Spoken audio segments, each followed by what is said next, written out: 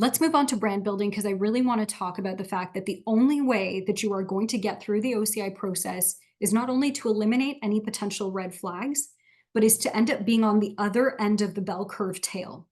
So you don't get the luxury, unfortunately, of just being a mediocre candidate in the middle of the curve. You actually have to be on the upper end of the tail to go from OCIs to in-firm interviews. And the only way you can distinguish yourself to be on this part of the tail is to have a very clear brand. And so that's why this is built into the OCI prep today. So let's just talk about what professional brand building is. People throw this term around all the time. I'm all about the specifics. So a professional brand is best understood as how others speak about you when you're not in the room. Okay, so if I were to ask your friends, your past employers, your family members, and your classmates, how would you describe Nitya, or how would you describe Hala or Romeo?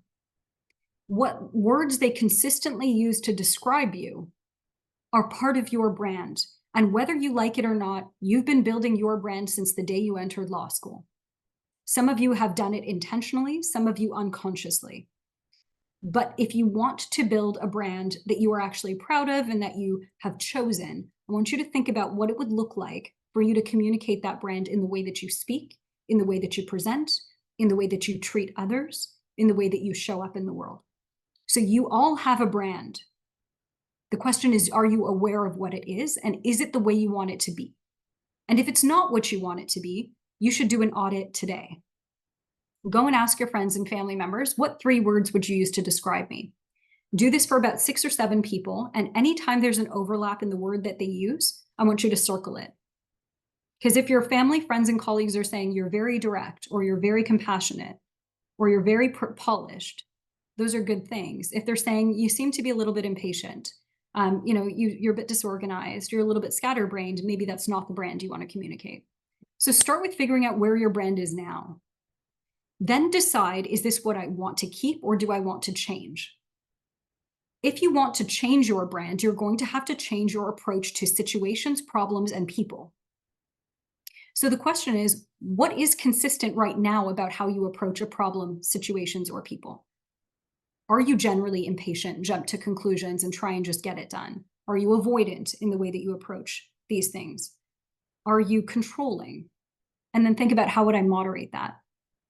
Another way to think about your brand is, what strengths do you tend to rely on in challenging situations?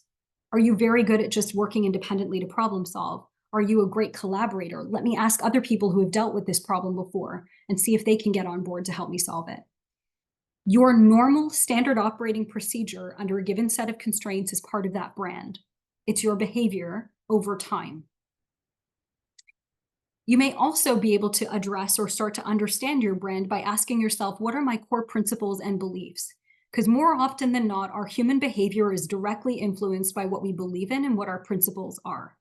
So maybe ask yourself, what are those and how do they show up in the way that I interact with the world? Here are some examples of brands that you probably have already seen in law school. Candidate A's brand could easily be the resourceful go-getter. And here's how we know. This candidate likely paid for law school, by working 2 jobs since the age of 16. Maybe they don't come from the strongest income background, but they knew they wanted to go to law school, so they worked and worked and worked. They possibly relied on savvy networking strategies to build professional networks because they didn't have any coming from the background they did. They could have been from an immigrant family or low-income background with no legal networks that they could rely on, and they had to build their own. So this is the person who's always showing up to firm events, networking hard, knowing they don't have any other safety nets or networks to rely on. This person is also likely to manage their time extremely well, maintain a robust extracurricular schedule, and appears to be, somebody who's everywhere all the time. This go-getter, who's also resourceful, is likely to be described using these 3 key brand words: hardworking, energetic, driven, and I guess there's a 4th word, multitasker. Quick show of hands, how many of you know this type of person I'm talking about? Maybe there's a few of them in your class, or you've seen them as in upper year students. Can you picture this person in your head right now? You can put it in the chat, or you can just quickly, thumbs up on the screen. Can you see already how this candidate has a brand? Hopefully, yes, because I don't see the chat at the moment. Do you guys see how somebody could easily fit into this box? This is one really, really classic type of archetype at law school, is the resourceful go-getter. People who didn't come from privilege, but who found their way into law school and are really willing to work hard to make sure that they can stay here. The second candidate brand example is the high-performing specialist. This candidate has a strong academic track record and is consistently in the top 10% of their class. They're the course prize winner, potentially, let's say it's contracts. They're a course prize winner in contracts and research assistant for multiple professors. They demonstrate a keen interest in that contract side of corporate law, focusing their academic classes and extracurriculars in that area. I guess we've picked securities here. So maybe they're in the top 10% of their securities regulations class. They're a course prize winner, do research with professors. They write journal articles with those professors on the subject, and they actually participate in mooting competitions and do very well in that area of law. They're highly collegial with classmates, sharing notes and helping tutor others. And they're competitive. They want to do well, but without being toxically ambitious. So they're willing to support others as well. The brand words that you would associate with this type of person, if you can picture them in your head, are smart, accomplished, high performing, and the go-to person for anything securities law related. So another brand is the high performing specialist. Firms love this type of person as well. Some love the generalist, others like the person who knows what focus they want to have in law and are really willing to kind of get rooted into that early, even during law school. Candidate C is called the sociable entrepreneur. This is the person who's ultra resourceful. Maybe they started a business while in law school or prior to, and they continue to build it while studying full time. They're street smart and commercially savvy. They're able to manage people well. They're low key about their success. They don't try and lord it over people. They're really like charming, great with people at, social events. They attend every pub night and are well liked by peers. They have a relaxed approach to academic performance, and maybe they have middle to above average grades. But we know that when it comes to the practical, non-academic stuff, they do extraordinarily well. The brand words for this person might be gets the job done, street smart, people person, excellent client-facing skills. How many of you can already picture people you know that fit these categories? Just drop it in the chat. Can you picture somebody who, like one person for each of these even? Whether in law school, your friends, people in upper years, can you picture these types of individuals? Daniel Lewin says 100%, Biscoy says 100%, or Bisoye says 100%, or I can. Amazing. I want you to think about what qualities you tend to exhibit and what brand words you would use for yourself. Based on that, I want you to think about how can I communicate that brand in the way that my stories are told, the core stories we just talked about. So there's two ways to apply your brand once you figure out what it is and what those keywords are. One, as we spoke about, the core stories should clearly communicate your brand. And here's the second piece I was referring to earlier. The questions you ask the firm in your OCI interview must also communicate your brand. And we'll go through some examples now. I want to ask you guys, and I need participation here. So turn on your cameras, unmute yourself. I want to ask you, if you were the interviewer and I was the person you were interviewing, and I ask this question, I want to know from you, what could you reasonably conclude about me as a candidate? Example one, I'm going to ask you now, what mentorship opportunities are available at your firm? And what does a good mentee look like? Any thoughts? What could you conclude about me as an interviewer when I ask this question? What assumptions can you make about what I care about or who I am as a candidate, my brand? Hi. I would probably say you're someone that's interested in professional development and mentorship and learning more and growing more in that regard. Beautiful. Excellent answer. Motaz adds to it by saying resourcefulness. Brilliant. Here's what I put down. This is a candidate that cares about their professional growth and development and is willing to put in the work to make sure the mentorship opportunity is successful. You thought it, the person in the chat thought it, and I wrote it. Are you clear now that when you ask a question, they are getting as much information from you as if you were answering one. Bisoya, is that clear? That how we answer tells the firm as much, if not more, about who we are as a candidate as the answers we provide? Very clear. Wonderful. Number 2, I'm going to ask again, what opportunities are there for junior associates to engage in business development activities, whether it's attending conferences or dinners with clients? I want someone else to answer, what conclusions could you draw about me as a candidate when I ask about business development opportunities? Justice. Yeah, so it tells me that you are interested in business development and you want to know whether you can get on with it right from the get-go.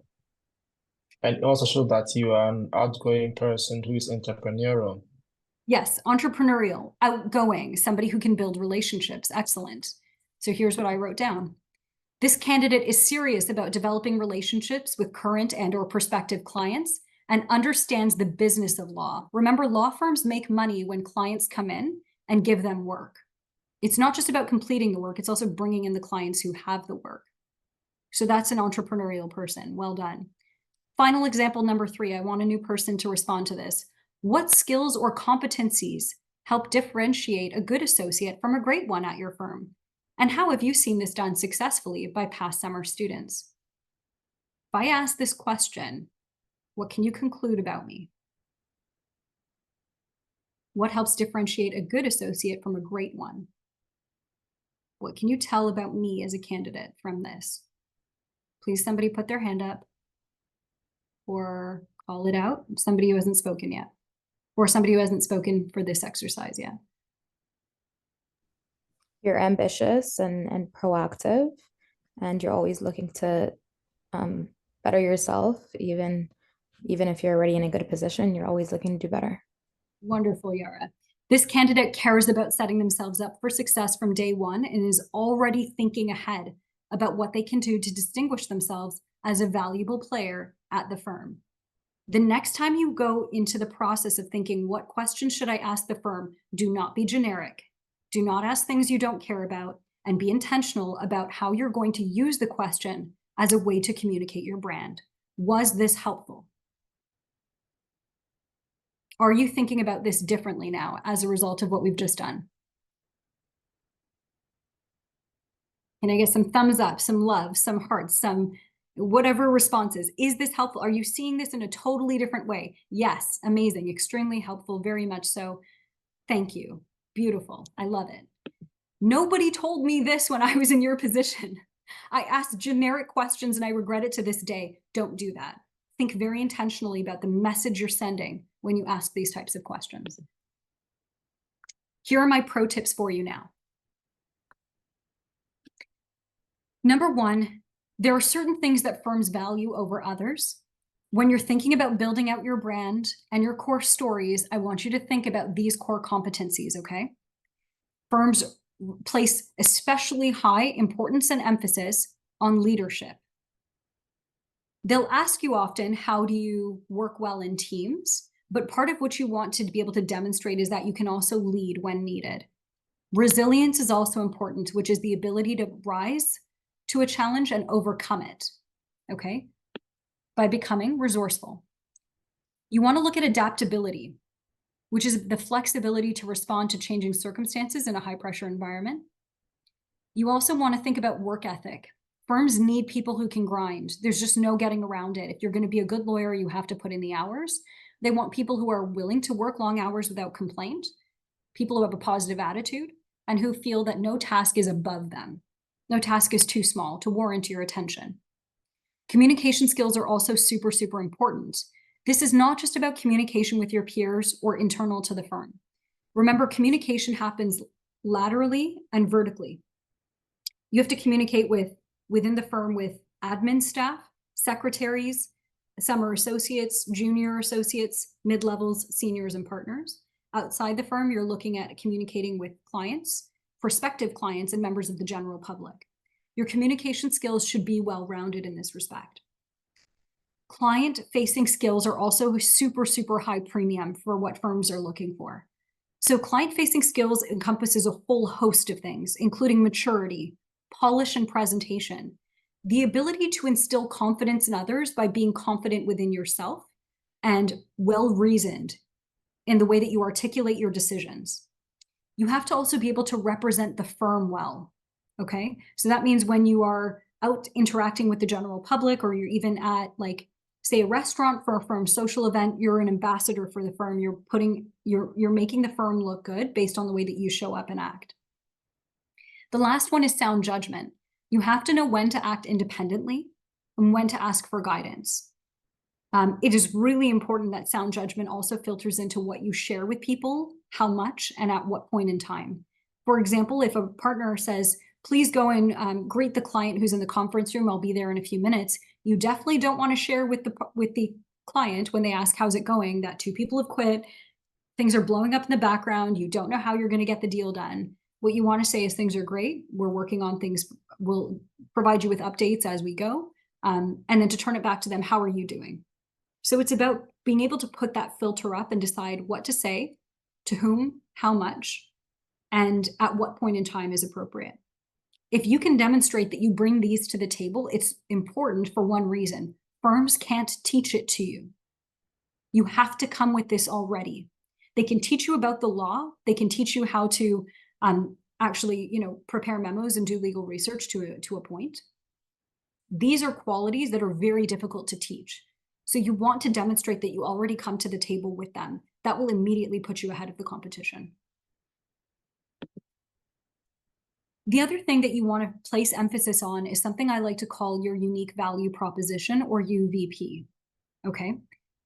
You have to be able to differentiate yourself as a candidate by saying that although I do a number of things well, amongst those things, one stands out very clearly. It's your hook.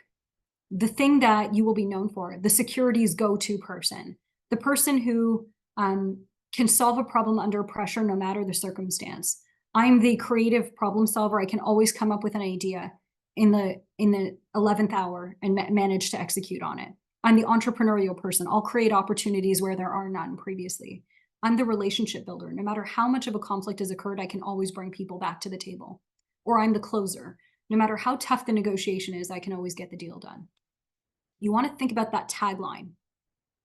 It's part of your brand, but it's the diamond amongst the things you're presenting. Now remember, your unique value proposition is what value you bring to the table, and you don't have to be an expert to add value. Whenever, I want you guys to do a reflection exercise. Whenever you've taken on a job in the past, whether it's at a restaurant or sweeping floors or doing research for a professor, whatever it was, in whatever field, where have you been able to consistently contribute meaningfully to the outcome?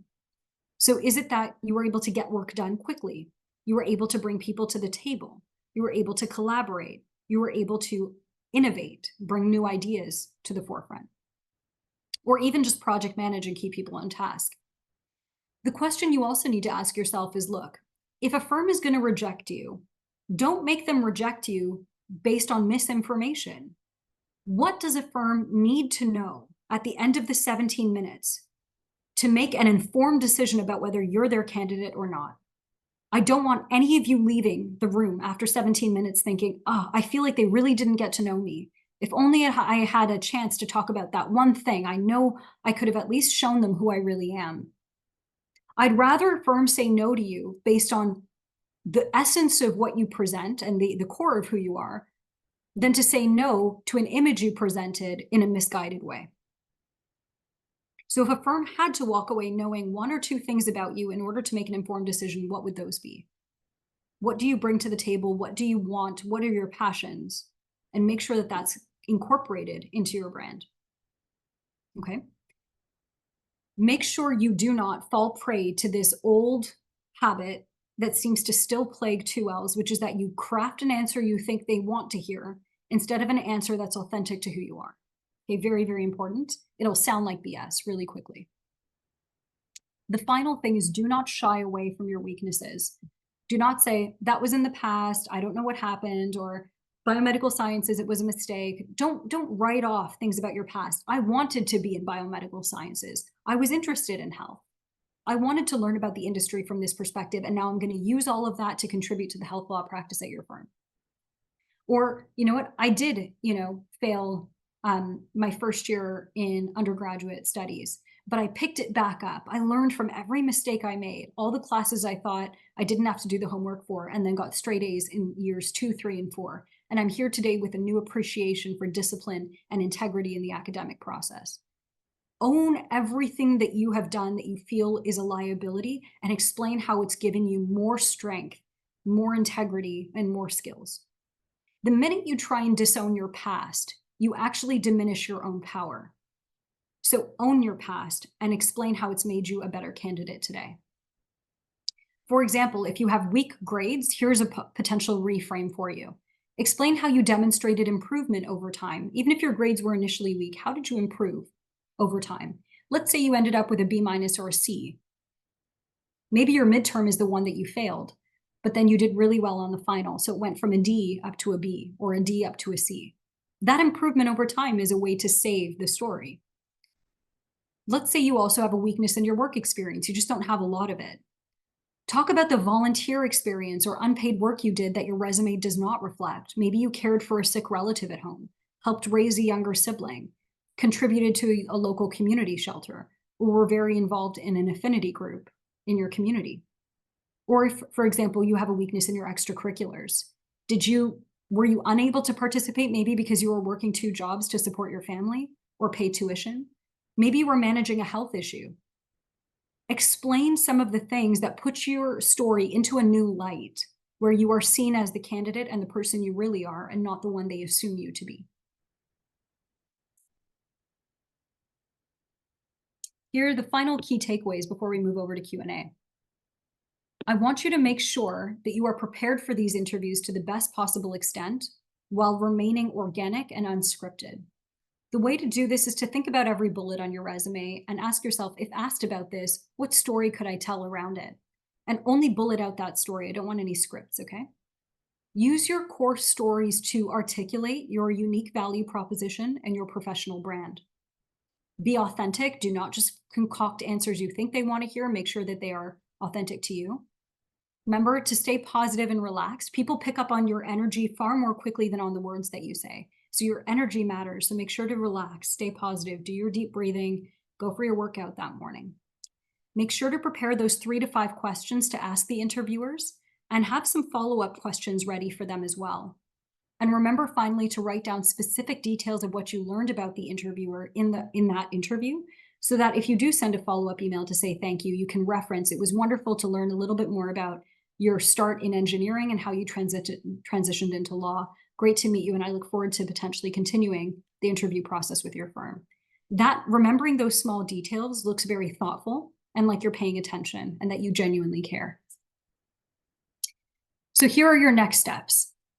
Following this presentation, you will get an email which will contain a recording of this session only for those who registered and additional helpful information, including the evaluation criteria.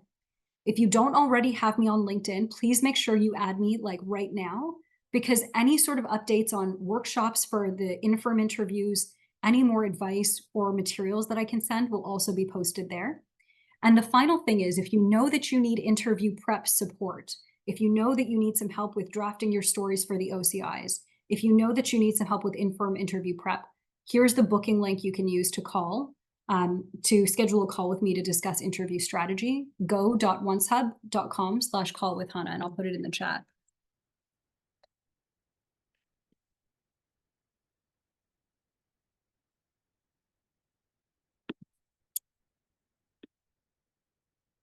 I also have a website if you'd like to see what past students have experienced once they've coached with me. It's called thelawschooledge.com. And there's my LinkedIn hashtag, or my LinkedIn sort of handle if you need to find me. I just want to say thank you guys for spending the time with me today. I'm just curious for your feedback. Have you found this helpful? Did it provide insight into the process? And this is your opportunity now to ask any questions. Awesome. So we're getting some really good feedback in the chat. If you guys want to just put a thumbs up, just let me know if you enjoyed it, if this was helpful today. And if you have questions, please ask now, whether it's in the chat or you can unmute. Thanks, Hannah. I found the session extremely helpful, and I thoroughly enjoyed it. I attended the one for the articling sessions, and I mean, this was also particularly very, very interesting. So thank you so much. I have one question, if I can go ahead. Please, yeah. Okay, awesome. So if I have weak grades and then overcame them with great grades, is this something I should get ahead of and bring it up myself? Or should I wait and hope that they don't mention it and only talk about it if it comes up? For context, I kind of have a little PTSD because I got feedback from one firm who then mentioned that the reason I didn't get called in for an articling position was because I had weak grades.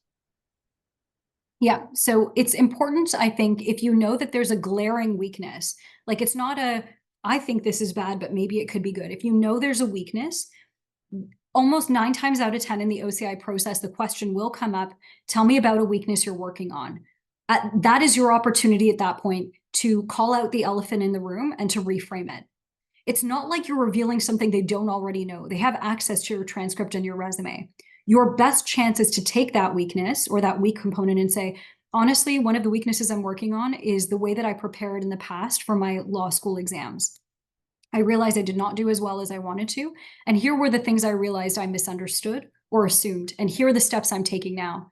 By having humility and going to office hours to ask for help, by leaning on my peers and forming study groups, by working especially diligently and in a more structured manner to put notes together and to quiz myself for my exams, I've been able to go from C's to A's. And it's these were traits that I have had to work on, not just from a discipline point of view, but a character point of view. Learning to be humble, learning to be self-aware, learning to be hardworking, and not to take go into the exam process with an arrogance that maybe I can do it. By working on these things, I've really improved my character as well as my performance. You see how you can turn something that is a weakness and actually make it sound like a really beautiful human journey that you've been on.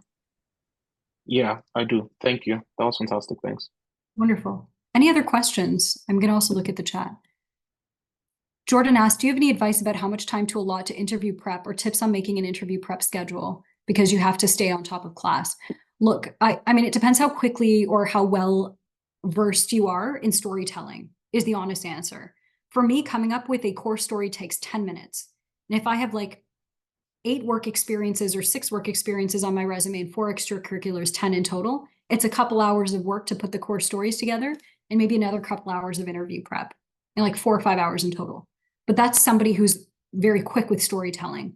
If you're new to it, I'd say take some more time than that. Allow a few days where you're sitting and just thinking and brainstorming your core stories. Then allot, a couple hours on a separate day for writing them down, and then at least 2 or 3 hours for just practicing and rehearsing them based on different behavioral questions you might get asked. I don't think there's a key formula, but I don't think you have to neglect your schoolwork to do this either. In fact, if you tried to spend 8 hours one day just doing interview prep, you'd fry your brain. And you'd rehearse to the point of it sounding scripted by the time you got to the interview, which works against you. You don't want to be overly rehearsed or overly scripted. You just want an idea of where you're going to go, and then have normal human pauses, have a normal conversation without it sounding overly scripted. And do not write, whatever you do, full sentences for any of the core stories. It will turn into a script very quickly. Bullets only. I hope that gives you some sense of it. You're just doing it for maybe 1 or 2 hours every day until you've rehearsed your stories enough that you're comfortable, not scripted. Comfortable, not scripted. Awesome, Jordan. Okay, someone asked me, tell me about yourself. This is a standard question. I have a formula for tell me about yourself. I'll also send that in the email. It's a link to a LinkedIn post I've done about this. I don't need to go through it right now, but I will make sure to include tell me about yourself, the formula for it. Yara, do you want to just ask this out loud? So how we went through the questions that we could potentially ask the interviewer, and you gave us an example of a couple good questions that we can ask for our brand. Is there anything that you recommend against asking? So there are certain questions that might not make you seem like you're the best fit, or is there anything that you think? Yeah, there's 2 of them that come to mind. Do not ask anything that could easily be answered if you had just gone on their website. Do you have a rotational or non-rotational program? You could have found that out. Do not ask questions that could have otherwise been easily determined from the website. So that's category 1. Category 2 is just overly personal questions. So it's fine to ask an interviewer, you know, what drew you to the firm? What do you enjoy most about your practice area? Tell me about a recent deal you worked on. But saying, you know, so what do you think of, you know, what do you think of the firm? Like, what are some of the, like, do you enjoy working with your colleagues? Like, don't ask questions that would make them uncomfortable or put them on the spot, or, oh, do you have kids? Things like about their personal life, just stay away from. Even attempting to establish a rapport based on, you know, their shared religion or race may not be, unless they bring it up, just stay away from it.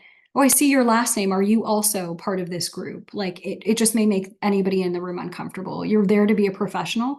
You don't want to be identified based on superficial qualities or like things that are outside of the realm of professionals. So try not to do it with them. If it happens to come up and they're like, oh, I think I saw you at, you know, that, you know, conference. Are you also part of this group? You know, wait for them to do it. But don't be the one to bring it up. Perfect, thank you. And I just have another quick question. So if you're interested in a niche type of law practice, do you think that's good to bring that up? Or should I just say, like, for example, I'm interested in transactional law when specifically what I'm more interested in sports entertainment? I don't know if that would kind of limit my opportunities, or should I speak more generally or specifically? I would hedge. I would go in the middle. I would say I'm interested in getting broad exposure to corporate law and corporate transactional work across, you know, corporate governance or corporate finance or capital markets. But if given an opportunity, I'd also like to get on some files that relate to sports and entertainment. That's a niche area that I'd like to explore a little bit more. As long as the firm has it, bringing up your interest in it is not a big deal. If you say I'm only interested in this and it's a very narrow part of the deal flow at the firm, that's going to put you in a difficult spot. So you can mention it, but I'd like to get exposure to this within a broader array of interests. Got it, thank you. Problem.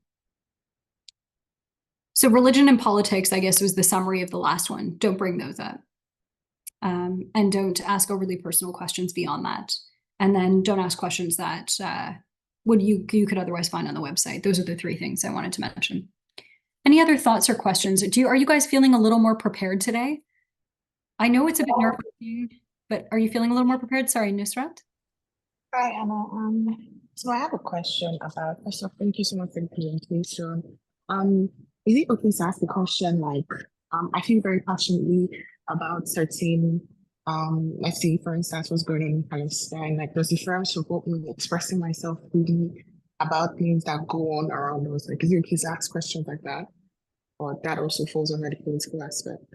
I think I'm not getting your audio coming through clearly. Are you able to write it in the chat? I couldn't get the question. If you can write it in the chat, I'd be happy to answer it. Can you hear me clearly now? It's still a little muffled. So I'm getting every few words. Are you able to write?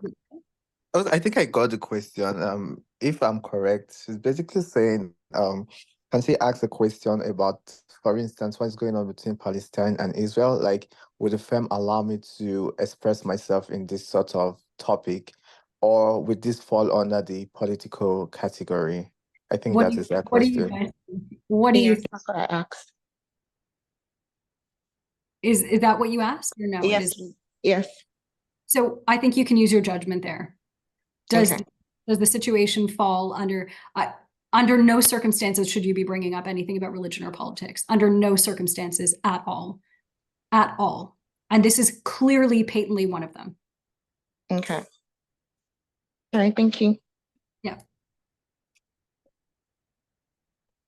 Okay, so Hi, Hannah. Sure, go ahead, and then I have one in the chat. Go. Thank you for the presentation. I have a question. I am an ITL, and I just wanted to ask, is there any advice you would give on translating my experience in another country, a different area of law than I'm coming here to practice? So I have experience in corporate law, but if I'm thinking of switching to arbitration or switching to a more dispute-based career, is there any advice on how to effectively communicate that without seeming like I'm abandoning ship just because I'm in a new country? Yeah, I would definitely focus on the why you're making the transition. Number one, what is the underlying rationale for that? And number two, what have you done either in your any sort of related work experience in Canada, whether it was if you're doing an LLM, what sort of coursework did you do? What classes did you take? What sort of even casual part-time work have you done that demonstrates a track record of strong performance and interest in the new field you want to go into? Law firms, by nature, are very risk averse. They do not want to take a chance on someone who hasn't shown that they are demonstrated any track record of success in the past in the area they want to be in. They want to take people who have a reasonable chance of succeeding once they're in the firm. Firms are going to invest a lot in your junior years in developing your talent. So you have to show that you've succeeded in the past, you have an interest in this area, you've written research assignments before or memos, or you've practiced in related areas of law and you've done extremely well. The more you can eliminate risk, the more attractive you will be. So that's how I would approach it. What links and connections can I make? Sterling in the chat asks, what advice would you have for those who have 15 plus OCIs in, say, the Vancouver recruit, and to avoid burnout? So everyone has to bear in mind that regardless of whether you have 10 OCIs, 15, 16, 17, up to 20, energy management is key in this process. My advice to you is to have a list of bullets for each of the firms next to you on your table when you're interviewing. If you need to discreetly, after the 17 minutes, write down any quick notes, don't take notes during the interview, maintain eye contact. But once the interview is done, anything you can remember about what they said to you, that's when you take notes and write down any thoughts you have, and have your food next to you. At most, you will have 20 minutes to take a break if you have a full schedule. And in that 20 minutes, you don't have time to go and make food. Have your protein shake, your healthy snacks around you, your notes with you, and a notepad to just jot down in those 3 minutes they're evaluating you. You can evaluate them. I liked this firm. Here's who I met. This was great conversation. Take those few minutes to deep breathe and reset, stand up, stretch, whatever it takes to manage your energy and to have healthy food around you and fresh air. So if you can sit by a window with sunlight, if you can open a window and have some fresh air, just try and keep re-energizing yourself prior to each interview.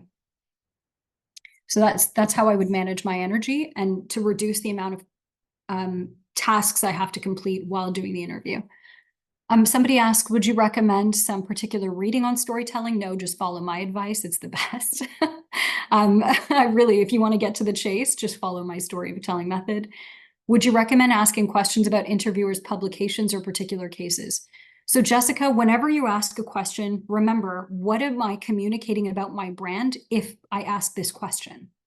So if you want to know about a particular case, if you ask me about a case, I'm going to say, why does she want to know? There should be a clear rationale. If you're just randomly asking about a case, it's going to come out of nowhere and it may not be consistent with the brand you're trying to communicate. But if you say, I am interested in the last case you did because I noticed it was on this topic, which is of interest to me. Can you tell me more about what you found interesting about it?